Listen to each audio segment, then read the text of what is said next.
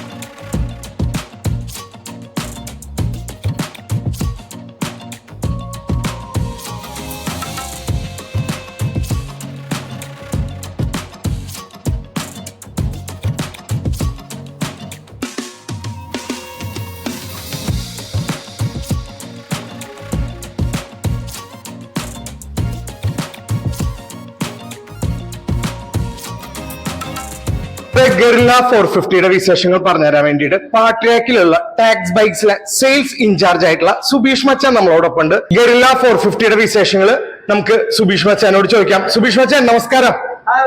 എന്തൊക്കെയുണ്ട് വിശേഷം? ഓക്കെ സുബീഷ് മച്ചാൻ, നമ്മളിന്ന് വന്നിട്ടുള്ളത് ഗറില്ല 450യുടെ വിശേഷങ്ങൾ അറിയാൻ വേണ്ടിയിട്ടാണ്. ഗറില്ല 450യിലേക്ക് വാഹനം വരുമ്പോൾ റോയൽ എൻഫീൽഡ് എന്തെല്ലാം മാറ്റങ്ങളാണ് വാഹനത്തിൽ കൊണ്ടുവന്നിട്ടുള്ളത്? അപൂർവ നമുക്ക് ഈ ഒരു വണ്ടി എന്ന് പറഞ്ഞു കഴിഞ്ഞാല് ഫുള്ളി ചേഞ്ച് ആയിട്ട് ഇറക്കിയിട്ടുള്ള ഒരു മോഡലാണ് ഗറില്ല 450. പേര് കേട്ടാൽ തന്നെ അറിയാൻ പറ്റും, വേറെ ഒരു വണ്ടിക്കും ഈ ഒരു പേരും ഇല്ല, ഈ ഒരു ലുക്സും ഇല്ല. ഒരു 450cc മറ്റുള്ള വണ്ടികളെ നോക്കി കഴിഞ്ഞാല് ഈ ഒരു റേഞ്ചില് വേറെ ഒരു വണ്ടി ഇല്ല.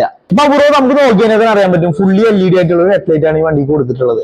ഇൻഡിക്കേറ്റേഴ്സ് നോക്കിയാൽ തന്നെ അറിയാൻ പറ്റും, ഫുള്ളി LED ആയിട്ടുള്ള ഇൻഡിക്കേറ്റേഴ്സ് ആണ് കൊടുത്തിട്ടുള്ളത്. പിന്നെ അത്യാവശ്യം വൈഡ് ആയിട്ടുള്ള മഡ് ഗാർഡ് കൊടുത്തിട്ടുണ്ട് വണ്ടിക്ക്. നല്ല വൈഡ് ആയിട്ടുള്ള ടയർസും കൊടുത്തിട്ടുണ്ട്. 120 സൈസാണ് ടയർ സൈസ് വരുന്നത്. അതായത് നമ്മുടെ ബുള്ളറ്റ് 350 ബാക്കിൽ വരുന്ന ടയർ സൈസ് ആണ് നമുക്ക് ഈ ഒരു വണ്ടിയുടെ ഫ്രണ്ട് ടയർ സൈസ് വരുന്നത്. അത് അത്യാവശ്യം ഗ്രിപ്പുള്ള ടയർസ് തന്നെ കൊടുത്തിട്ടുള്ളത്. C8ന്റെ ടയറാണ് നമ്മൾ യൂസ് ചെയ്തിട്ടുള്ളത്. 17 ഇഞ്ച് 120 സൈസ് ആണ് വരുന്നത്. ഒക്കെ വന്നതെന്ന് പറഞ്ഞു കഴിഞ്ഞാൽ ഷോവയുടെ സസ്പെൻഷൻ ആണ്, ടെലിസ്കോപ്പിക് സസ്പെൻഷൻ തന്നെ വരുന്നത്. അത്യാവശ്യം ട്രാവലുള്ള 149 ട്രാവലുള്ള ഒരു ഷോക്ക് തന്നെ കൊടുത്തിട്ടുള്ളത്. ഈ വണ്ടിയുടെ ഡിസ്ക് സൈസ് വരുന്നത് 320 mm ആണ്. വെന്റിലേറ്റഡ് ഡിസ്ക് തന്നെ യൂസ് ചെയ്തിട്ടുള്ളത്. അത്യാവശ്യം ലെങ്ത് കൂടിയ ഡിസ്ക് തന്നെയാണ് യൂസ് ചെയ്തിട്ടുള്ളത്. നല്ല പെർഫോമൻസും അതുപോലെ തന്നെ നല്ല ബ്രേക്കിംഗ് എഫിഷ്യൻസിയും ഈ ഒരു ഡിസ്കിൽ നിന്ന് നമുക്ക് കിട്ടും. അലോയ് നോക്കി കഴിഞ്ഞാൽ തന്നെ അറിയാൻ പറ്റും, വേറൊരു വണ്ടിയിലും വരാത്ത അത്യാവശ്യം സ്പോർട്ടി ആയിട്ടുള്ള ഒരു അലോയ്സ് തന്നെ ഈ വണ്ടിയിലും കൊടുത്തിട്ടുള്ളത്. നമുക്ക് ഈ ഒരു സൈഡിലേക്ക് നോക്കി കഴിഞ്ഞാൽ അറിയാൻ പറ്റും അത്യാവശ്യം വലിയൊരു ടൈപ്പ് റേഡിയേറ്റർ ആണ് ഈ ഒരു വണ്ടിയിൽ യൂസ് ചെയ്തിട്ടുള്ളത്. ഇതൊക്കെ വരുന്നത് 452cc ആണ് എഞ്ചിൻ വരുന്നത്. ഷേപ്പാന്ന് പറഞ്ഞിട്ടുള്ള ഒരു എഞ്ചിനാണ് ഇതിൽ കൊണ്ടുവന്നിരിക്കുന്നത്. നമ്മുടെ ഓൾറെഡി ഹിമാലയനുള്ള ആ ഒരു എഞ്ചിൻ സ്പെക്ക് തന്നെയാണ് കൊടുത്തിട്ടുള്ളത്. പക്ഷേ ട്യൂണിംഗിൽ വ്യത്യാസമുണ്ട്. ഈ വണ്ടിയുടെ ഓൾമോസ്റ്റ് ഒരു 40.2 PS ആണ് പവർ വരുന്നത്. ഈ വണ്ടിയുടെ ഒരു സൈഡ് പോസ് നോക്കി കഴിഞ്ഞാൽ അത്യാവശ്യം സ്റ്റൈലിഷ് ആയിട്ടുള്ള ഒരു സൈഡ് പോസ് ആണ്. നമ്മുടെ സൈഡ് ബീഡിംഗ് ഒക്കെ നോക്കിയാൽ അറിയാൻ പറ്റും ഒരു വെന്റ് വരുന്നുണ്ട്. എയർ കട്ടിംഗ് ആയിട്ടുള്ള ഒരു വെന്റും കാര്യങ്ങളെല്ലാം ഈ ഒരു വണ്ടിയിൽ ഇൻബിൽഡ് ചെയ്തിട്ടുണ്ട്. ഈ വണ്ടിയുടെ ഒരു സൈലൻസർ നോക്കിക്കഴിഞ്ഞാൽ കോമ്പാക്ട് ഡിസൈനിലാണ് യൂസ് ചെയ്തിട്ടുള്ളത്. അത്യാവശ്യം നല്ല രീതിയിൽ ടേണിംഗ് എടുത്തു കഴിഞ്ഞാൽ താഴെയും അടിയിലൊന്നും മുട്ടാത്ത രീതിയിൽ കോമ്പാക്ട് ഉള്ള ഡിസൈനാണ് ഈ വണ്ടിയിൽ കൊണ്ടുവന്നിരിക്കുന്നത്. മോണോ സസ്പെൻഷൻ ആണ് കൊടുത്തിട്ടുള്ളത്. മോണോ സസ്പെൻഷൻ വിത്ത് ലിങ്കേജ് ആണ് കൊടുത്തിട്ടുള്ളത്. അത്യാവശ്യം നല്ല ട്രാവലിംഗും കൊടുത്തിട്ടുണ്ട് ഈ ഒരു സസ്പെൻഷന്. ഡ്യുവൽ ചാനൽ ABS ആണ് വരുന്നത്. വൈബ്രന്റ് ഡിസ്ക് യൂണിറ്റ് ആണ് ഇതിൽ കൊടുത്തിട്ടുള്ളത്. സൈസ് വരുന്നത് 270 mm ആണ് ബാക്ക് ഡിസ്ക് സൈസ് വരുന്നത്. ടയർ സൈസ് നോക്കിക്കഴിഞ്ഞാൽ 160 ആണ് ടയർ സൈസ് വരുന്നത്. 17 ഇഞ്ചില് 160 അത്യാവശ്യം വൈഡ് ആയിട്ടുള്ള ടയേഴ്സ് ആണ് ഇതിൽ യൂസ് ചെയ്തിട്ടുള്ളത്. ടെയിൽ സെക്ഷൻ നോക്കിക്കഴിഞ്ഞാൽ അറിയാൻ പറ്റും ഇന്റഗ്രേറ്റഡ് ആയിട്ടുള്ള ടെയിൽ ലാമ്പും അതുപോലെ തന്നെ ഇൻഡിക്കേഷനും ആണ് ഇതിൽ ചൂസ് ചെയ്തിട്ടുള്ളത്. സീറ്റ് നോക്കിക്കഴിഞ്ഞാൽ അറിയാൻ പറ്റും അത്യാവശ്യം സ്പോർട്ടി ആയിട്ടുള്ള സീറ്റാണ്. നമുക്ക് ഇപ്പോൾ ഹൈറ്റ് കുറഞ്ഞവർക്കാണെങ്കിലും അത്യാവശ്യം നല്ല രീതിയിൽ ഓടിക്കാൻ പറ്റുന്ന ഒരു സീറ്റ് ആയിട്ടാണ് ഈ വണ്ടിയിൽ കൊടുത്തിട്ടുള്ളത്. അപ്പോൾ ബ്രോ നമുക്കിനി ടാങ്കിന്റെ ഡിസൈനും കൂടി ഒന്ന് നോക്കാം. അത്യാവശ്യം ഫ്ലാറ്റ് ആയിട്ടുള്ള ഡിസൈനാണ് ഇതിൽ കൊടുത്തിട്ടുള്ളത്. വേറെ ഒരു വണ്ടിക്കും ഈ ഒരു പാറ്റേണിൽ വരുന്ന ടാങ്ക് കൊടുത്തിട്ടില്ല. 11 ലിറ്റർ ആണ് ടാങ്ക് കപ്പാസിറ്റി വരുന്നത്. ഡിസ്പ്ലേ നോക്കിയാൽ അറിയാൻ പറ്റുന്നത് ഫുള്ളി TFT ഡിസ്പ്ലേ ആണ് ടോപ്പ് വേരിയന്റിൽ വരുന്നത്. മിഡ് വേരിയന്റ് അതുപോലെ ടോപ്പ് വേരിയന്റും നമുക്ക് TFT ഡിസ്പ്ലേ ആണ് കൊടുത്തിരിക്കുന്നത്. ഫുള്ളി ഡീറ്റെയിൽ ആയിട്ടുള്ള ഗൂഗിൾ മാപ്പും ഇതിനോടൊപ്പം കിട്ടുന്നതാണ്. അതുപോലെ തന്നെ നമ്മുടെ സർവീസ് ഇൻഡിക്കേഷൻസ് അതുപോലെ തന്നെ ഫ്യൂൽ ഇൻഡിക്കേഷൻ, പിന്നെ മോഡ് വരുന്നുണ്ട് ഈ വണ്ടിയിൽ. ഒരു ഇക്കോ മോഡും വരുന്നുണ്ട്. അതുപോലെ തന്നെ നമ്മുടെ പെർഫോമൻസ് മോഡും വരുന്നുണ്ട്. നമുക്ക് ഇതിന്റെ സ്വിച്ചസ് ഒന്ന് പരിചയപ്പെടാം. സ്വിച്ചസ് വരുന്നതെന്ന് പറഞ്ഞാൽ ഇത് നമ്മുടെ ഹസാർഡ് ലാമ്പിന്റെ സ്വിച്ച് ആണ്. പിന്നെ നമ്മുടെ റോട്ടറി സ്വിച്ച് ക്യൂബ്സ് ആണ് ഈ വണ്ടിയിൽ കൊടുത്തിട്ടുള്ളത്. എഞ്ചിൻ ഓണിന്റെ സ്വിച്ച് റോട്ടറി സ്വിച്ചസ് ആണ് കൊടുത്തിട്ടുള്ളത്. പിന്നെ ഇവിടെ നമുക്കൊരു മോഡിന്റെ സ്വിച്ച് വരുന്നുണ്ട്. നമുക്ക് പെർഫോമൻസ് മോഡ് അതുപോലെ തന്നെ ഇക്കോ മോഡ് സെലക്ട് ചെയ്യാനുള്ള ഒരു ഓപ്ഷൻ മെനുവിൽ. ഈ ഭാഗത്ത് നോക്കി കഴിഞ്ഞാൽ ഇത് നമ്മുടെ പാസ് ലൈറ്റും റോട്ടറി സ്വിച്ചസ് തന്നെയാണ് കൊടുത്തിട്ടുള്ളത്. പിന്നെ നോർമൽ നമ്മുടെ ഇൻഡിക്കേഷൻ, ഹോണ്, പിന്നെ ഒരു ജോയ്സ്റ്റിക്ക് കൊടുത്തിട്ടുണ്ട്. നമ്മുടെ മെനു ഇതിലാണ് സെലക്ഷൻ വരുന്നത്. ഓൾമോസ്റ്റ് നമ്മുടെ മോഡും കാര്യങ്ങളെല്ലാം മാറ്റുന്നതും അതുപോലെ തന്നെ ഡേറ്റ് അങ്ങനെയുള്ള സെറ്റിംഗ്സും കാര്യങ്ങളെല്ലാം ഈ ഒരു ജോയ്സ്റ്റിക്ക് വെച്ചിട്ടാണ് നമുക്ക് ചെയ്യാൻ പറ്റുന്നത്. ഈ വണ്ടിയിൽ വരുന്നത് 3 വേരിയൻസ് ആണ് വരുന്നത്. ബേസ് വേരിയന്റ് വരുമ്പോൾ എന്ന് പറഞ്ഞാൽ നമുക്ക് നമ്മുടെ നോർമൽ ക്ലസ്റ്റർ ആയിരിക്കും വണ്ടിയിൽ വരുന്നത്. TFT ഡിസ്പ്ലേ ആയിരിക്കില്ല. നോർമൽ ക്ലസ്റ്റർ ആയിട്ടുള്ള ഓപ്ഷൻ ആയിരിക്കും ബേസ് വേരിയന്റിൽ വരുന്നത്. സെക്കൻഡ് വേരിയന്റ് മുതൽ നമുക്ക് ഫുള്ളി TFT ആയിട്ടുള്ള ഡിസ്പ്ലേ ആയിരിക്കും വരുന്നത്. കളർ വേരിയന്റ് അതിനനുസരിച്ച് മാറും. നമുക്ക് ഈ വണ്ടിയിൽ 5 കളറിൽ 6 വേരിയൻസ് ആയിട്ടാണ് വരുന്നത്. അതിൽ ബേസ് വേരിയന്റിലും അതുപോലെ തന്നെ മിഡ് വേരിയന്റിലും സെയിം ഒരു കളേഴ്സ് വരുന്നുണ്ട്. ബ്രോ നമുക്ക് ഈ വണ്ടിയുടെ സീറ്റ് ആയിട്ട് വരുന്നത് 780 mm ആണ് വരുന്നത്. അതുപോലെ തന്നെ ഈ വണ്ടിയുടെ വെയിറ്റ് നോക്കിക്കഴിഞ്ഞാൽ നമുക്ക് 185 കിലോ വരുന്നുള്ളൂ. എങ്ങനെയാണ് ഇതിന്റെ പ്രൈസ് പറയുന്നത്? നമ്മുടെ ബേസ് വേരിയന്റ് വരുമ്പോൾ എന്ന് പറഞ്ഞാൽ നമുക്ക് ഓൺ റോഡ് പ്രൈസ് 3,10,000 രൂപയാണ് സ്റ്റാർട്ടിങ് വരുന്നത്.